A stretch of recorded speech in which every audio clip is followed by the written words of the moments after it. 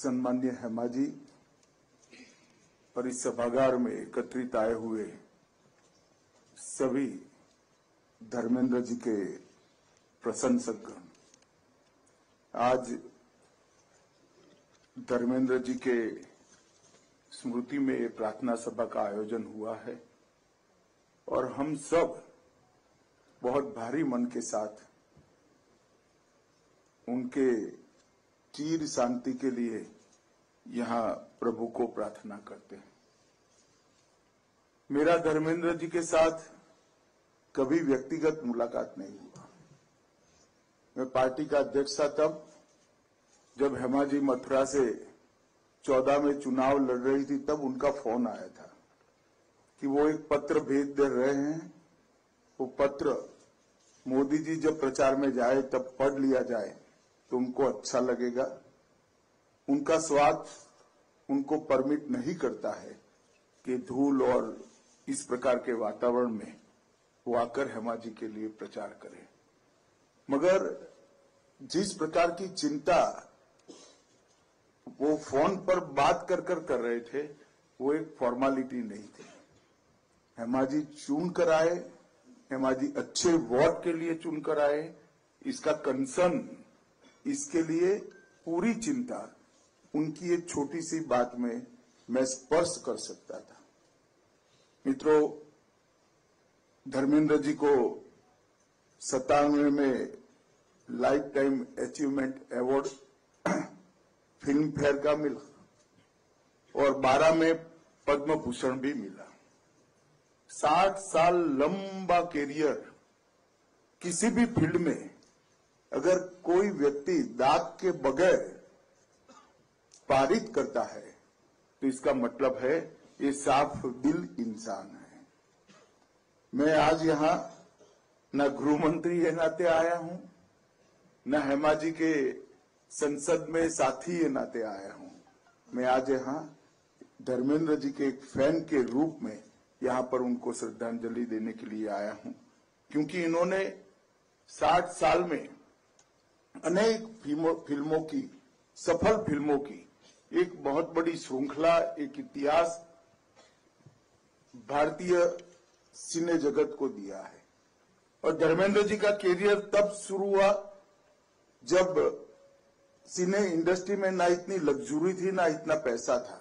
Glamour जरूर था, परंतु लग्जरी और पैसा आज की कंपैरिजन में धर्मेंद्र जी ने जब कैरियर शुरू करा तब बहुत कम था।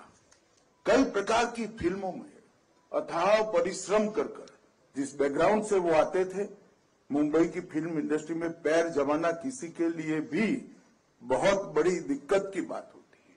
कोई गॉडफादर के बगैर अपने तत्व के आधार पर, अपनी कला के आधार पर इन्होंने ये 60 साल तक मनोरंजन की दुनिया पर एक प्रकार से एक छत्र राज किया। कई अवार्ड विनिंग फिल्में दी, शोले, मेरा गांव मेरा देश, यादों की बारात, फूल और पत्थर, धर्मवीर, हर जगह उन्होंने जो रोल निभाए, गुस्से के साथ अव्यवस्था के खिलाफ लड़ने वाले व्यक्ति के रोल निभाए और युवाओं ने, और विशेषकर अन्याय को झेलते हुए युवाओं में वो अपना एक प्रकार से प्रतिनिधि बन गए। मगर किसी ने चुपके चुपके सीता और गीता और चाचा भतीजा देखा होगा तो उनके कितने बड़े कलाकार थे उसका आपको अंदाज लग जाएगा।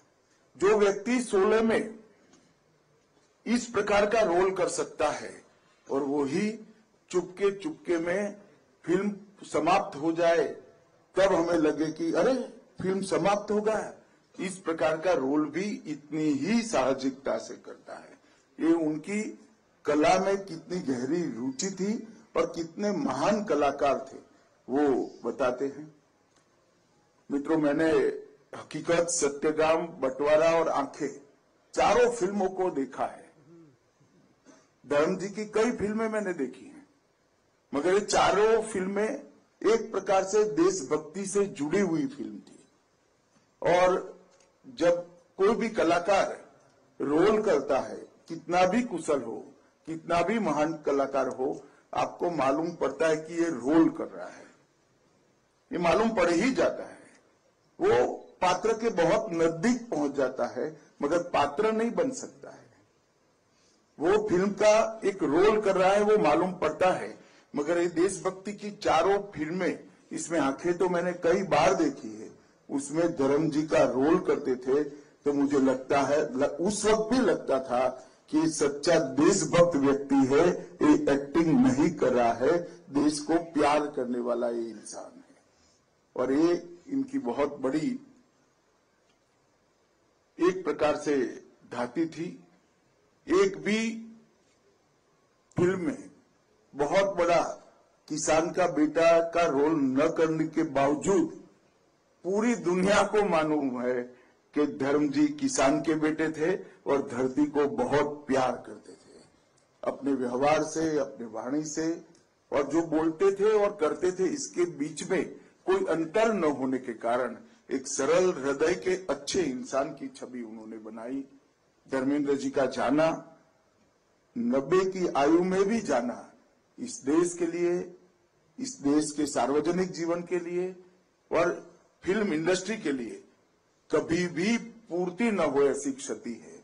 और एक रिक्तता धर्मेंद्र जी के जाने से यहाँ पर खड़ी हुई है।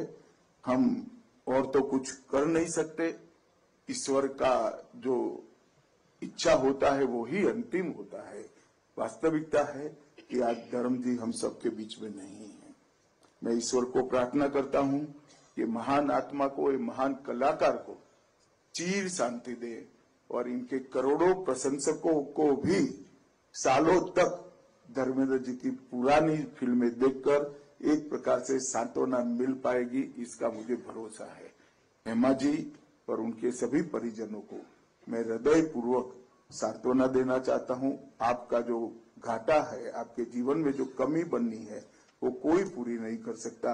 मगर महान व्यक्ति जब जाता है और आप उसके परिजन होते हो तो अपने आप आपका परिवार 4, 5, 6 लोगों का नहीं रह जाता, करोड़ों लोगों का रह जाता है। और मैं मानता हूं ये धर्मेंद्र जी की महानता ही आज करोड़ों लोगों के परिवार को, उनके परिवार के साथ भी जुड़ी हुई है।